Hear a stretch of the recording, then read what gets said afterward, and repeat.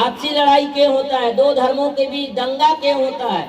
क्योंकि वो अपने आप को बड़ा मानने लगता है, अपने आप को सर्वश्रेष्ठ मानने लगता है। तब वहाँ विवाद की स्थिति पैदा होती है, तब वहाँ मानवता गुण को भूल के अमानवीय गुण अमानवीय घटना घटनी शुरू हो जाती है। भारत यह देश जब भारतीय संविधान बना तो यहाँ अनुच्छेद 25 और अनुच्छेद 27 में स्पष्ट सभी लोगों को मूल भाषा, मूल संस्कृति, मूल धर्म, मूल व्यवस्था को मानने का, उनको प्रचार प्रसार करने का अधिकार दिया गया है। और उसी अधिकार के तहत हमने अपनी धर्म व्यवस्था की प्रचार प्रसार कर रहे हैं। तो आज अदर लोग हमको डाउन करने के लिए, ये बड़ा दे वाले हैं तो ये वाले हैं, तो वो करते हैं तो ये करते हैं, तो गौर गणेश नहीं मानते, यानी हमारी समाज में कई विघटन पैदा करते हैं। और हम उस विघटन के ऊपर ज्यादा ध्यान दे करके उनको हम समाज में एक बहुत बड़ी बात बना करके उसको एक विवाद करके समाज को कई टुकड़ी में बांटते हैं। आज तो ये भी हो गया है कि गोंड गोंड में ही भेद होना शुरू हो गया है कि ये फलाना गुण था, ये गुण था, वो गुण था, ऐसा है तो वैसा है, तो डेरी खंडेला था, जीवनी खंडेला, तो फलाने तो रतनपुरिया, तो सरगुजिया, तो बिलसपुरिया। तो ऐसे जब तक हम करते रहेंगे कुछ नहीं होगा। हम तो ये कहते हैं कि जब विवाह होता है तो गोत्र देखते हैं, दो गोत्र देखते हैं, किसका, लड़का का या लड़की का हो, गोत्र देखते हैं। कैसा गोत्र, उनकी मामा पक्ष की गोत्र, कौन माँ की दूध पिया है और कौन बाप का खून है। अगर माँ सेम होती है, माँ की गोत्र दोनों, दूल्हा और दूल्ही की माँ की गोत्र सेम होता है, तो दोनों मौसी बड़ी का भाई बहन हो जाएंगे। इसलिए मौसी बड़ी की हमारे में शादी होता है क्या, होता है क्या? अब दोनों का पिता का गोत्र यानी दूल्हा और दूल्ही का गोत्र समान होगा, दोनों एक ही गोत्र के होंगे, तो उसमें शादी होगा। काका बड़ा के में शादी होता है क्या? हमारे में नहीं होता। तो हमारे में क्या होता है, मामा फुआ के रिश्ते होता है। क्या होता है, मामा फुआ का होता है कि नहीं? अब ये जो जितने भी मातृशक्ति बैठे हैं, आज इन हमारी ये हाई सोसाइटी का समाज जो है, हाई सोसाइटी कहूँ मैं। अब हाई सोसाइटी यानी उच्च लेवल की समाज, आज सभी के बहुएं पढ़ी लिखी हैं, शिक्षित हैं, वो सभी के बहुएं अपने सास ससुर को क्या बोलते हैं, मम्मी पापा बोलते हैं। बोलते हैं कि नहीं? सास ससुर को मम्मी पापा बोलते हैं। तो मैं ये कहता हूँ, आप अपने सास ससुर को मम्मी पापा बोलोगे तो हमारी गोंडियन व्यवस्था की नाता बिगड़ जाएगा। क्या बिगड़ेगा? नाता बिगड़ेगा। और समाज में 3 लोगों को सामाजिक दंड दिया जाता है। 3 लोगों को 3 अपराध होने से सामाजिक दंड लिया जाता है। पहला, कोई व्यक्ति नाता को बिगाड़ता है, उसको सामाजिक दंड लिया जाता है। दूसरा, गोत्र बिगड़ता है तो सामाजिक दंड लिया जाता है। और तीसरा, जात बिगड़ता है तो सामाजिक दंड लिया जाता है। अब जितने के बहुएं अपने सास ससुर को मामा फुआ बोलने के बजाय मम्मी पापा बोलते हैं, तो उससे नाता बिगड़ जाएगा। अगर बेटा भी मम्मी पापा बोले, बहू भी मम्मी पापा बोले, तो दोनों तो भाई बहन हो गए, हो गए कि नहीं? तो इसको आप अपने परिवार के हर, आज के समय में जो मॉडर्न जमाना कहे जाए, आज के हाई सोसाइटी की जमाना है, इसमें हमको अपनी गोंडियन व्यवस्था को पुनः संचालित रखना, गोंडियन व्यवस्था को जीवित रखना हमारे लिए विकट परिस्थिति हो गई है।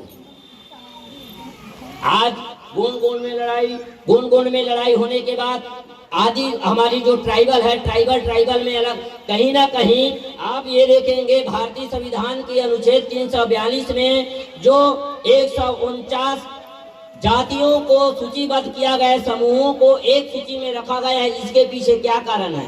क्या कारण है कि इसके पीछे एक कारण है कि हम सबकी सांस्कृतिक, हमारी धार्मिक, हमारी सामाजिक, हमारी भौगोलिक स्थिति और वो सामान्य है, इसलिए सब हम एसटी है, अनुसूचित जनजाति है।